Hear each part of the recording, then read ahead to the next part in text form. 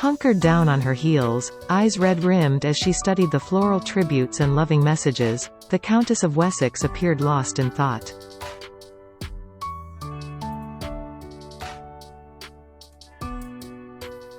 Her deep sorrow was evident in this and every other image of her seen in the days since the Queen died.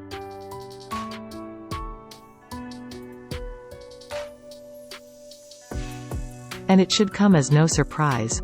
Sophie and her mother-in-law were so close that she had become like a second daughter.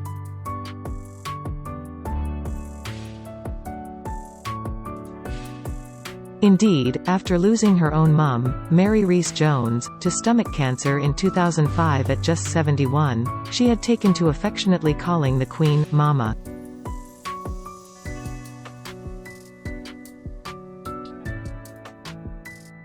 They spent a lot of time together. Sophie and her husband Prince Edward, the Queen's youngest son, live with their 2 children just a stone's throw away from Windsor Castle at Bagshot Park.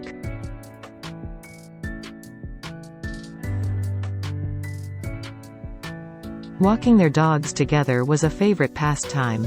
They also shared a love of military history, spending hours poring over ancient documents in the Royal Archives at Windsor.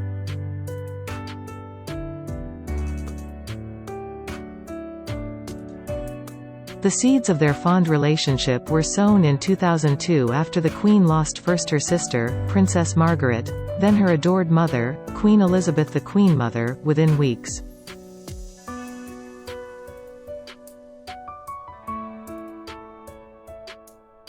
It was such a comfort to have another female family member in her life. The shattering death of her beloved Philip last year brought the Queen and Sophie even closer, with the monarch often inviting her to take her late husband's place with her in the back of the car.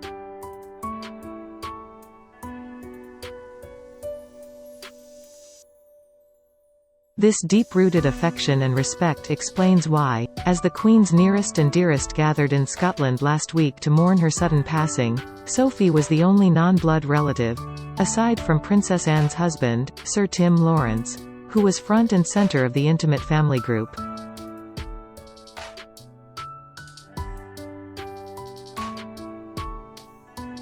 For Sophie, 57, has quietly and unobtrusively become one of the unsung treasures of the royal family.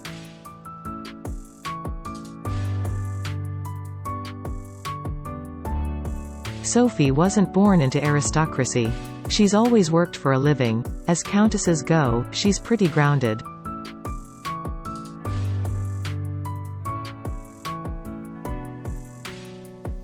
And that's something the royal family needs, says one royal insider.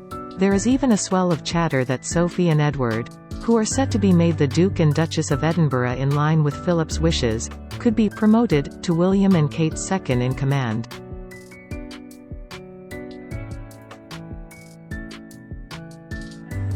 How far they have both come after the shakiest of starts. In some respects, Sophie and Edward were the Harry and Meghan of their day.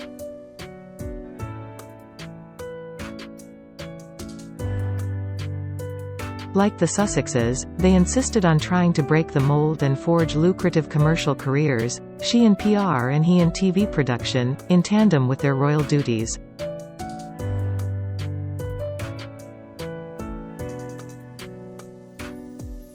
Then Sophie was sensationally caught up in a humiliating sting operation engineered by the News of the World after talking with a fake sheik, posing as a potential client.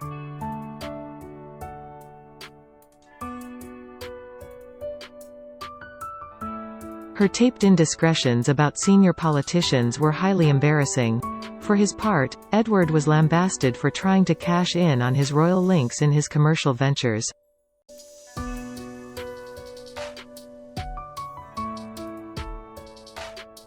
Unlike the Sussexes, Sophie and Edward wound down their businesses and dug into royals' duties, rebuilding their reputations within the royal family.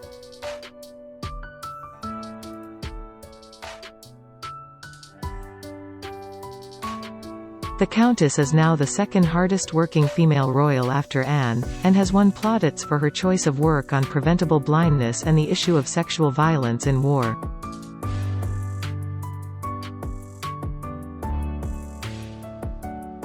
One senior Whitehall source told me that her championing of the cause has been invaluable.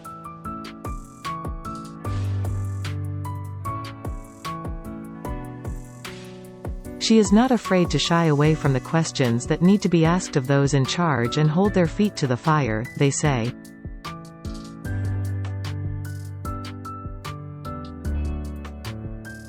Baroness Stedman Scott Obe, Under Secretary of State for Work and Pensions, speaking to me in a personal capacity, has known Sophie for 18 years through a charity helping the long-term unemployed.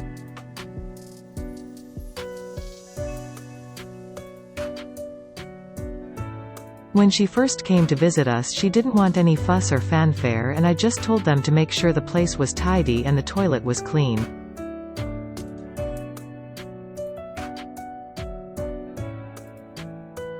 She turned up on her own and sat chatting. She's such a natural, she enthuses. She's also got a great sense of humor, too.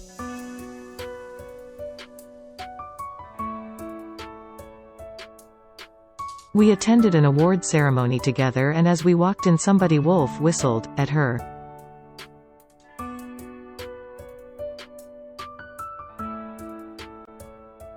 She just turned to me and said, "Was that for you?" Sophie's image, too, has changed over the years.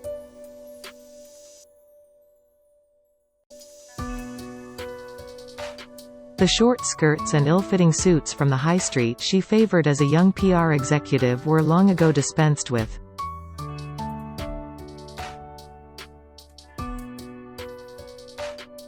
In the past decade, she has lost weight after going to the gym and taking up cycling, and has stepped up her game in the fashion stakes.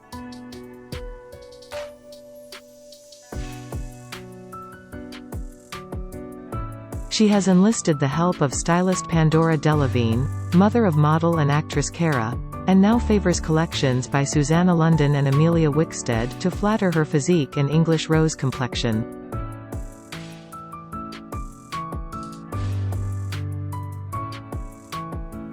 Indeed, Sophie, privately educated from a solid middle-class family in Kent, her father is a retired tire salesman, has become the real royal deal and what the Queen considered to be one of the safest pairs of hands in the firm.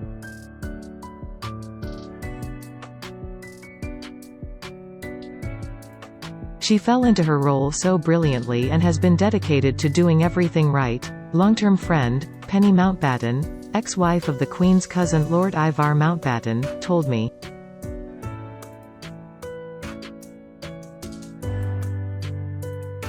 At the same time as conducting all her royal duties, she's a hands-on mum, to Lady Louise, now 18, and James, Viscount Severn, 14, and the most loyal and supportive friend you could ever hope for.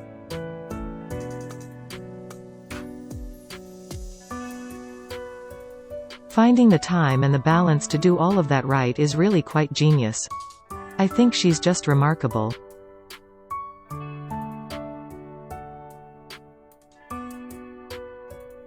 Sophie, she stresses, has a core group of girlfriends from her pre-royal days. She keeps them all very close.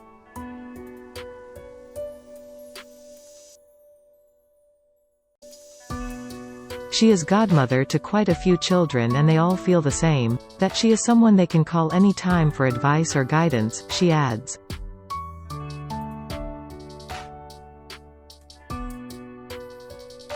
Being the Queen's daughter-in-law, and one that has such a particularly close relationship with her, could have changed her but it didn't.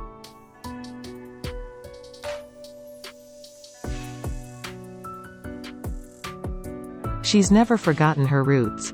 Another friend, jewelry designer Belinda Scott, whose daughter, Camilla Haddon, was a bridesmaid for Sophie and Edward when they married in 1999, agrees.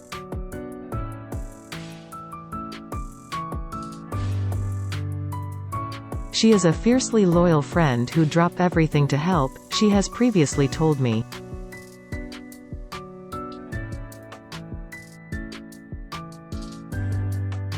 You can sit down with her and she will focus and sort it all out with you. And she's pretty practical and logical.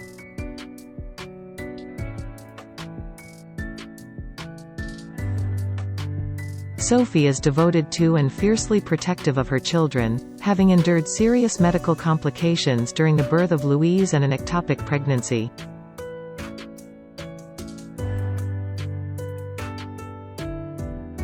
She went through a lot to have her family, and she and Edward have never relied on nannies.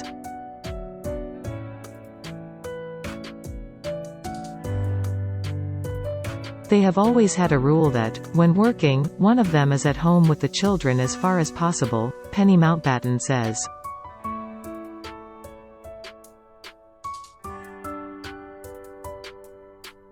And because the Queen lived close by, she got to spend a great deal of time with Louise and James when they were growing up, often watching Mr. Tumble on CBeebies when they were little.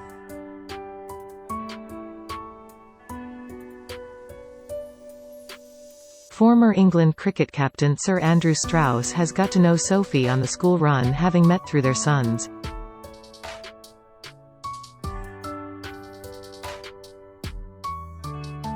Sophie is fully involved with all the parents' WhatsApp groups, he says. It must be such a difficult thing when you are involved in school stuff as just another parent, but on the other hand, you are a member of the royal family.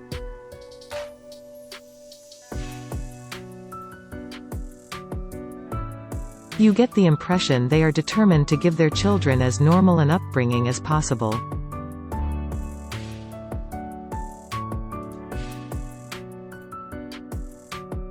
Royal sources tell me that Sophie has become something of a confidant for the new Princess of Wales, who sees that Sophie admires the way in which she is balancing royal duties with motherhood.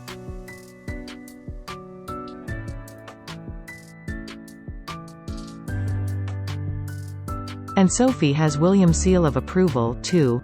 The next few years are going to be incredibly important for this country, Mark Foster Brown, a close family friend and chairman of the Wessex Youth Trust, told me in an interview before the Queen's death.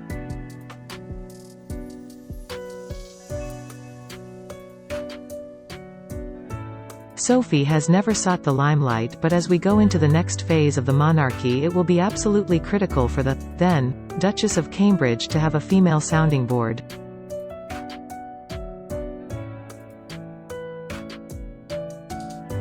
And she simply couldn't get better than someone like Sophie. Few would disagree.